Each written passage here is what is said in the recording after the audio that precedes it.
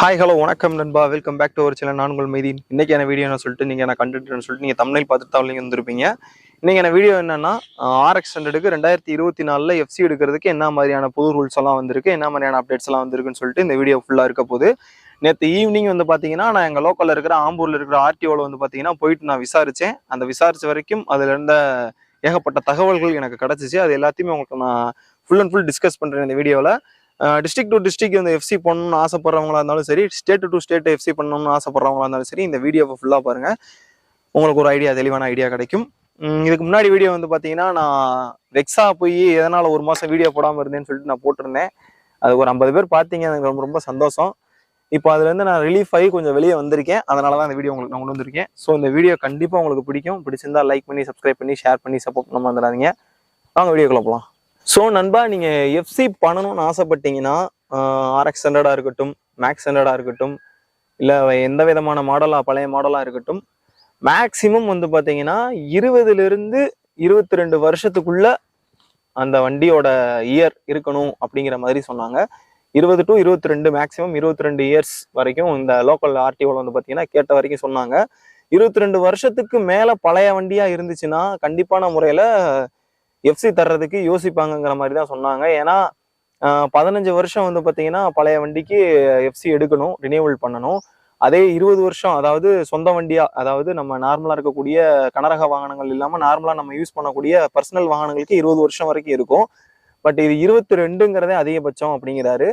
மெயினா சொன்ன விஷயம் அதுதான். 20லிருந்து 22 வருஷம் பழைய வண்டியா இருக்கணும். அதுக்கு மேல பழைய வண்டியா இருந்துச்சுன்னா FC தர்றதுக்கு யோசிப்பாங்க, அந்த RTO யோசிப்பாருங்கிற மாதிரி சொன்னாங்க அங்க இருந்தவங்க, ஆபீஸ்ல இருந்தவங்க. இன்னொன்று விஷயம் என்னன்னு சொல்லிட்டு பார்த்தீங்கன்னா, உங்க வண்டி கண்டிஷன், வண்டியோட கண்டிஷன் பார்த்தீங்கன்னா மெயினா பார்ப்பாங்களாம். ஸ்டார்ட் பண்ண சொல்லி இன்ஜின் சவுண்டு முதற்கொண்டு லைட்டா அங்கே செக் பண்ற மாதிரி சொல்றாங்க. அந்த இன்ஜின்ல நாய்ஸ் வருதா, இல்ல பின்னாடி புகை அதிகமா வருதா, வண்டியில வைப்ரேஷன் ஏதாவது இருக்குதா அப்படிங்கிற மாதிரி எல்லாம் பாக்குறாங்களாம் இந்த ஏரியால. வண்டியை நீங்க ஸ்டார்ட் பண்ணி நீங்க அவங்க கிட்ட காட்டும் பொழுது பாத்தீங்கன்னா ஸ்டார்ட் பண்ணி ரேஸ் பண்ண சொல்லுவாங்களாம். ஸ்டார்ட் பண்ணி ரேஸ் பண்ணும் பொழுது உங்களுக்கு புகை அதிகமா வரக்கூடாது, அதே நேரத்துல வண்டி வைப்ரேஷனும் ஹெவியா, அதாவது சவுண்டு லொட்ட லொட்ட லொட்ட இன்ஜின்ல இருந்து நாய்ஸும் வரக்கூடாதுங்கிற மாதிரி சொல்றாங்க. அதையும் நீங்க குறிப்பா நோட் பண்ணிக்கோங்க.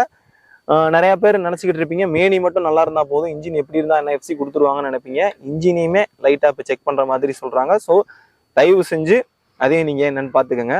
ஸோ நண்பா, வண்டியோட மேனியை மட்டும் ரெடி பண்ணாம இன்ஜினையுமே பர்ஃபெக்டா இது பண்ணி எடுத்துட்டு போங்க.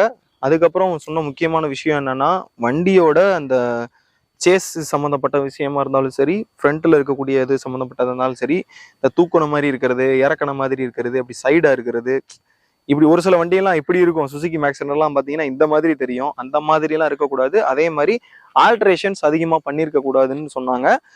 மிரர் முக்கியமா இருக்கணும்னு சொன்னாங்க. அவங்க சொன்ன இன்னொரு பாயிண்ட், மிரர் முக்கியமா இருக்கணும் அப்படிங்கிற மாதிரி சொன்னாங்க. இது எல்லாத்தையுமே பார்த்தீங்கன்னா நானா ஒண்ணு இப்படி இருக்கணுமா, இப்படி இருக்கக்கூடாதான்னு சொல்லிட்டு நானா ஒண்ணு கேட்டு நான் தெரிஞ்சுக்கிட்டேன். மிரர் கண்டிப்பா இருக்கணுமா அப்படின்னு சொல்லி கேட்டப்ப, மிரர் கண்டிப்பான முறையில வச்சுக்கோங்க, அது கண்டிப்பான முறையில இருக்கணும். அதே மாதிரி ஸ்பீடோ மீட்டர் பார்த்தீங்கன்னா ஓடுற கண்டிஷன்ல இருக்கணும். ஹெட்லைட் பார்த்தீங்கன்னா எரியணும். இண்டிகேட்டர்ஸ் 4 இண்டிகேட்டர்ஸ் பார்த்தீங்கன்னா எரியணும். ஹாரன் அடிக்கணும் அப்படிங்கிற மாதிரி சொன்னாங்க. எல்லாமே ஒரு வண்டியில நீங்க வண்டி புதுசா நீங்க ஷோரூம்ல போய் வண்டி எடுக்கிறீங்க, அந்த வண்டியில என்னெல்லாம் பர்ஃபெக்டா இருக்கும், இந்த வண்டியில லான்ச் ஆனப்ப இந்த வண்டி என்னெல்லாம் பர்ஃபெக்டா இருந்திருக்குமோ அது எல்லாமே பர்ஃபெக்டா இருக்கணும். ஒரிஜினல் ஜென்யூன் ஸ்பேரா இருக்கணும். இந்த மாதிரி RX 100 இந்த மாதிரி ஆல்ட்ரேஷன்ஸ் பண்றது, அதாவது சுசுகி RX 100 ஆல்ட்ரேஷன் பண்றது, RX 100ல பார்த்தீங்கன்னா நம்ம ரிமூவ் பண்ணிட்டு அந்த ஸ்டிக்கரிங் பண்றது, அந்த மாதிரிலாம் எதுவும் பண்ணக்கூடாது. நிறைய பேர் நினைப்பாங்க, நம்ம ஸ்டிக்கரிங் பண்ணிட்டு போனா கூட வண்டியில பார்த்தீங்கன்னா இது FC தருவாங்க. அதே மாதிரி கலர் பெயிண்டிங் பார்த்தீங்கன்னா வேற கலர் மாத்திட்டு போனாலும் FC தருவாங்கன்னு சொல்லி கேட்பீங்க. நீங்க கலர் பெயிண்டிங் மாத்துறதுக்கு முன்னாடி பர்மிஷன் வாங்கிட்டு தான் கலர் மாத்தணும். அது நீங்க FC பண்ணும் பொழுதுதான் பர்மிஷன் வாங்கணும். ஸோ கலர் மாத்திட்டு எடுத்துட்டு போகாம என்ன கலர் புக்ல கொடுத்துருக்கோ அதே கலருக்கு பெயிண்டிங் பண்ணி எடுத்துட்டு போங்க. அதுவுமே ரொம்ப ரொம்ப இம்பார்ட்டன்டான பாயிண்ட்.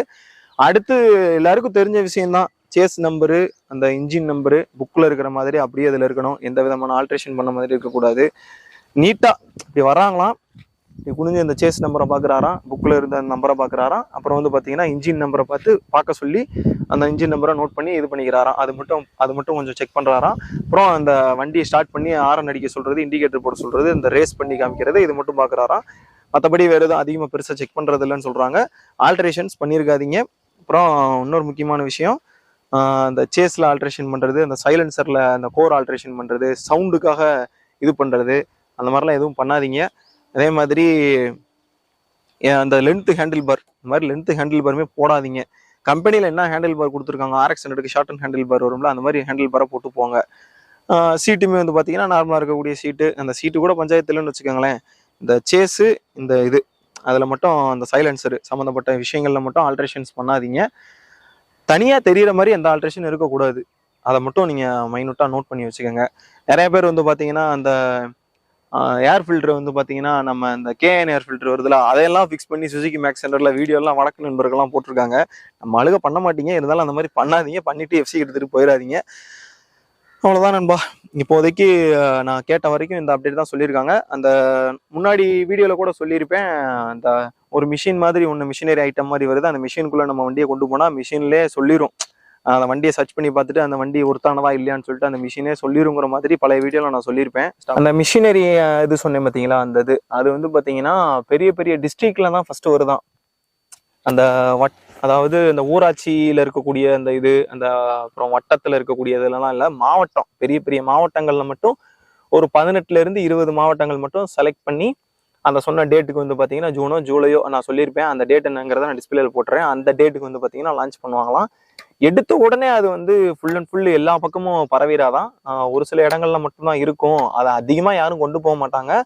பெரும்பாலும் FC வந்து பார்த்தீங்கன்னா பழையபடி நார்மலாக பண்ணுவாங்களா, அதே மாதிரி தான் பண்ணுவாங்களாம். ஆனால் அது நடைமுறைக்கு வர்றதுக்கு மேக்ஸிமம் ஒரு 2 to 3 years எடுத்துருங்கிற மாதிரி சொன்னாங்க. அதுக்குள்ளே நீங்கள் FC பண்ணணும்னா நீங்கள் பண்ணிக்கலாம் அப்படிங்கிற மாதிரி சொன்னாங்க. ஸோ நீங்கள் FC தாராளமாக இப்போ பண்ணிக்கலாம்.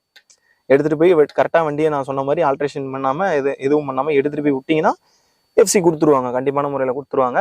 அதுக்கு எவ்வளோ செலவாகும் நீங்கள் லோக்கலில் கேட்டப்போ சுசுகி மேக்ஸ் 100க்கு வந்து பார்த்தீங்கன்னா 4500 to 5000 ஆகும்னு சொன்னாங்க.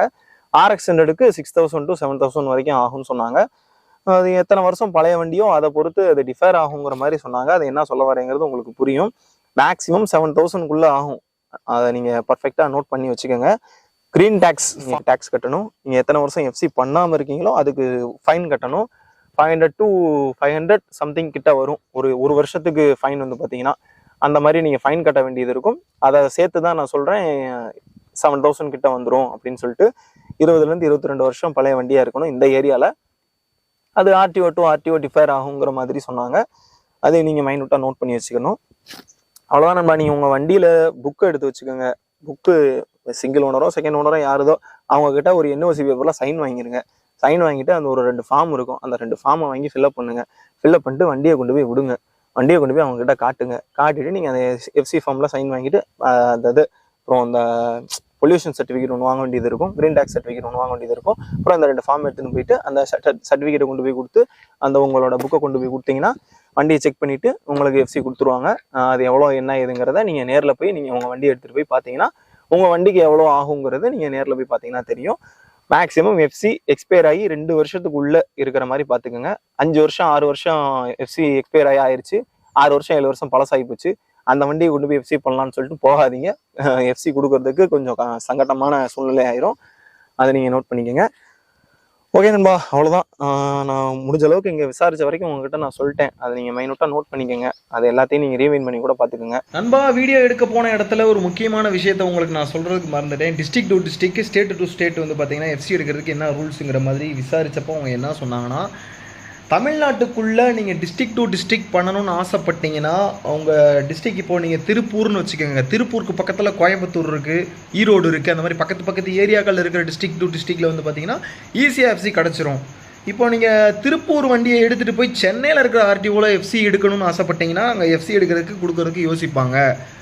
திருப்பூரில் இருக்கிற வண்டியை ஆம்பூரில் இருக்கிறவங்களுக்கு வந்து கொடுக்கறதுக்கு இது பண்ணிங்கன்னா அவங்க கொஞ்சம் யோசிப்பாங்க.